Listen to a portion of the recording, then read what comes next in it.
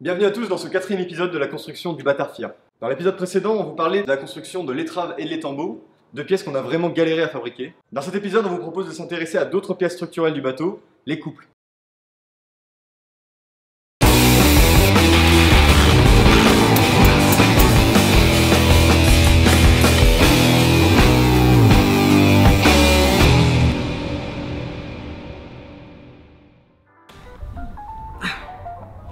Les couples sont des pièces permettant de rigidifier la largeur du bateau. Elles épousent la forme de la coque et sont normalement réalisées en deux parties, une partie inférieure et une partie supérieure. Il y en a 10 en tout sur le bateau. Elles sont normalement posées après les planches de bordée, en remplacement des gabarits permettant de cintrer les planches. De notre côté, à cause de notre matériau, on a dû faire quelques changements. Afin de minimiser les étapes de fabrication, on a d'abord décidé de sortir les couples en un seul tenant, puisque leurs dimensions rentraient dans des plaques standards de contreplaqué. On a également rajouté un renfort central sur la plupart d'entre eux, car on avait peur que la partie supérieure ne cède en cas de sollicitation vraiment importante. Dans le réel problème de ces pièces, c'est de respecter leur épaisseur. Elles font 90 mm de large en moyenne, ce qui n'est pas usinable par nos machines. On aurait pu opter pour une technique de collage du brut, comme on a fait avec l'étrave et l'étambot dans l'épisode précédent. On a préféré faire confiance à nos machines en usinant 3 fois cette forme, puis les coller ensuite et les visser. Ça a très bien fonctionné, tellement bien qu'on a fait ça extrêmement vite et du coup on n'a pas beaucoup d'images à montrer de la fabrication. Une fois tous les couples découpés, on peut passer au placement sur la quille. Tous les couples sont repérés à des distances bien spécifiques afin de respecter la courbure des planches et du navire. En effet, contrairement aux techniques de fabrication viking, on a décidé de faire confiance à nos plans et à la précision de nos machines afin de cintrer les planches directement sur les couples. Donc du coup, voici les quelques images de la fabrication.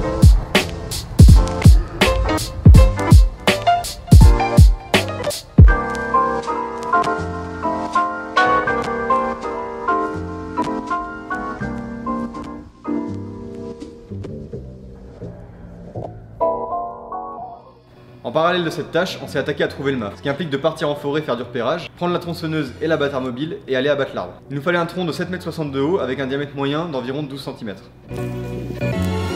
Hello my friends, today I've got something very special for you. This is Stihl MS441C automatic chainsaw. I know this may look like an old piece of shit, but it got a lot of firepower downrange. Let's see if we can get this working.